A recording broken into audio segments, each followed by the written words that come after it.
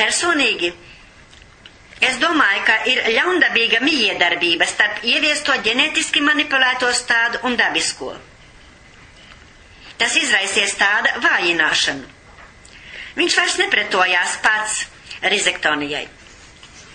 Maikot Monsanto internetlapās es lasīju, ka BT kotonam ir piedāvāta spēja par 78% samazināt pesticīdu patērēšanu, paaugstināt produktivitāti par 30%, bet tās ir totālās blēņas, bet bez izņēmuma pēc 60 līdz 90 dienām ir jāaplaista stādi pret šo amerikāņu tārpu un arī uz BT kotona stādiem.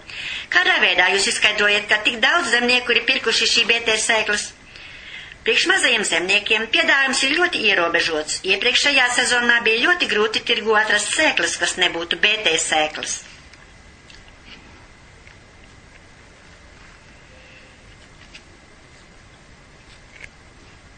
Maharashtra, Indijā. Šodien Indijā Monsanto kontrolē gandrīz visu kotona sēklu tirniecību.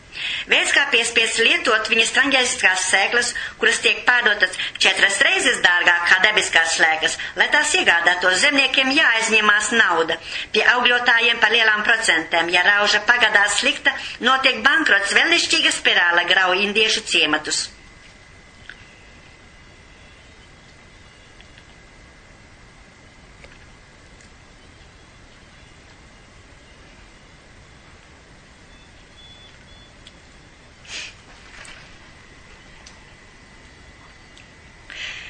Kas ir par iemeslu savai pašnāvībai? Vai tas bija BT?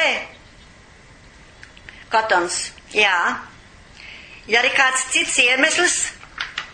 Jā, naudas parādi. Cik viņš vecs bija? 35 gadi. Viņš izdzēra 1 litru pesticīdu. Vai tā ir pirmā pašnāvība? Nē, otrā.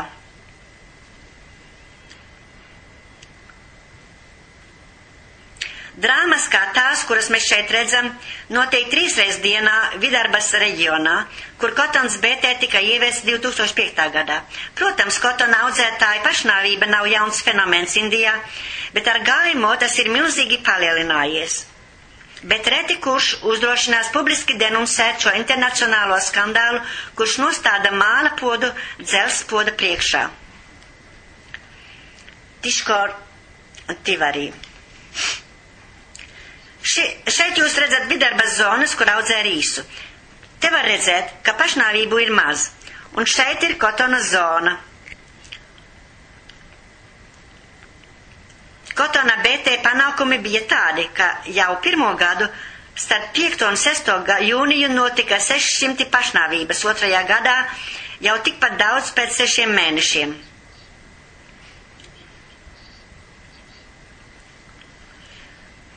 Mēs jau skaitām 680 pašnāvību pašlaik, tas ir pilnīgi katastrofa. Jā, tas ir totāla katastrofa.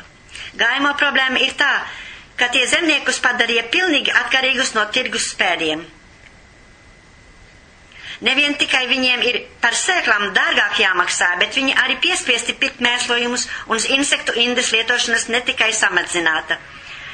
Un tie ir meli. Monsanto apstiprina GMO ir piemēroti mazām saimniecībām. Ko jūs par to domājat? Mūsu prakse pierāda, ka tas ir pilnīgi nepareizi. Tie ir meli.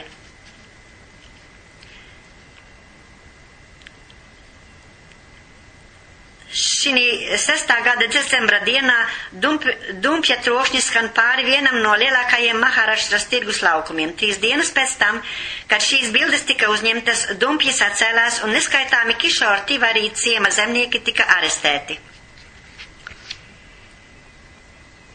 Viņi mums piesola ārkārtīgi zemes cenas priekš mūsu kotona. Zemnieki ir ļoti norūpējušies.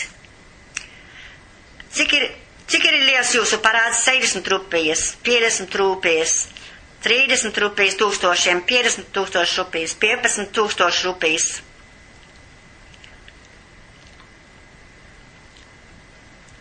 Cik zemnieki no jums nestādīs vairāk BT nākošu gadu?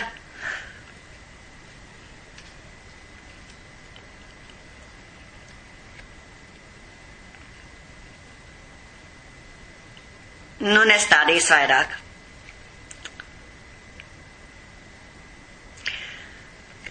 Pašnāvības sēklas.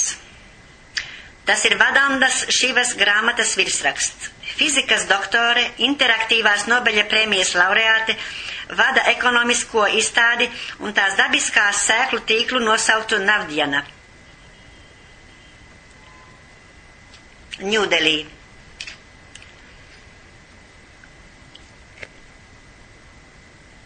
Vandana Šiva vispirms cīnījās pret pirmo zaļo revolūciju, tā, kura notika 60. gados, kad industriālā zemkopība tika ievesta Indijā. Šodien viņa denuncē otro zaļo revolūciju, to, ko izplatījusi Monsanto firma un ko aizstāv patentes. Pirmā starpība, kas viņus raksturo, ir, ka pirmo zaļo revolūciju vadīja valsts iestādes, valdības aģentūras kontrolēja zinātniskos pētījumus. Otro zaļo revolūciju vadīja Monsanto. Otrā starpība ir tā, ka pirmās revolūcijas mērķis bija arī noslēpts mērķis – pārdot vairākas ķimikālijas, bet galvenā motivācija tomēr ražot vairāk uzturvielas un garantēt tās drošību. Rezultātā, pat ja tas notika uz citu dārziņu ražošanas rēķina, tomēr tika ražots vairāk rīsa un kviešu, lai pabarotu cilvēkus. Otrajai zaļai revolūcijai nav nekādas darīšanas ar barības nodrošināšanu. Viņas vienīgais mērķis ir palielināt tikai Monsanto firmas ienākumus. Viņa vienmēr apgalvoja, ka ģenētiskā manipulācija ir veids, kā iegādāties patentes. Tas ir viņu īstais mērķis. Ja jūs aplūkotu pašreizējo Monsanto pētniecības stratēģiju, jūs redzētu, ka firma pašreiz izmēģina kādus 20 augus, kuros viņa ievadīsi BT ģēnus – siņepēs, bongo, baklažāņos, rīsā, puķkāpostos. Toreiz, kad viņi panāks tiesības par šīm ģenētiski modificētām sēklām, viņi varēs iekasēt royalties, un mēs būsim no viņiem atkarīgi par katru sēkliņu, ko mēs sēsim, par katru lauku, ko mēs apsaimniekosim. Ja viņi kontrolēs mūsu sēklas, viņi kontrolēs mūsu uzturu. Viņa to zina, tā ir viņa stratēģija. Viņa būs spēcīga kā atombumba, spēcīgāk par visiem ieročiem. Tas ir labākais veids kontrolēt visas pasaules tautas. Pēc šīs spēcīgās apsūdzības Monsanto atbild, ka tā taču nav, celdamā labi augstus savus prospektos rakstītos solījumus. Integritāte, dialogs, caurspīdība, dalīšanās. Šapiro, mēs gribam piedalīties konstruktīvā veidā debatēs, kurās piedalās visas pasaules tautas, lai atrastu atbildes sekojušiem jautājumiem. Vai produkti būs vidēji labvēlīgi? Kāda būs to ieteikme uz biodiversitātes? Uz citiem augiem un uz insektiem, uz putniem? Kas notiks, ja ģēni krustojās ar dabiskajām šķirnēm? Priekš manis tas nozīmē uzklausīt visus uzskatus. Ar uzmanību un respektu.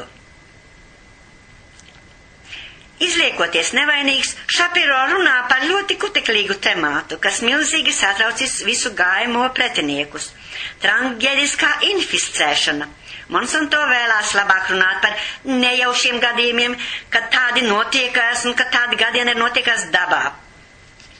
Izrādās, ka GMO jau ir inficējuši meksikāņu kukurūzu, kā to pierāda pētījums, ko veica zinātņu mēnešraksts Nature.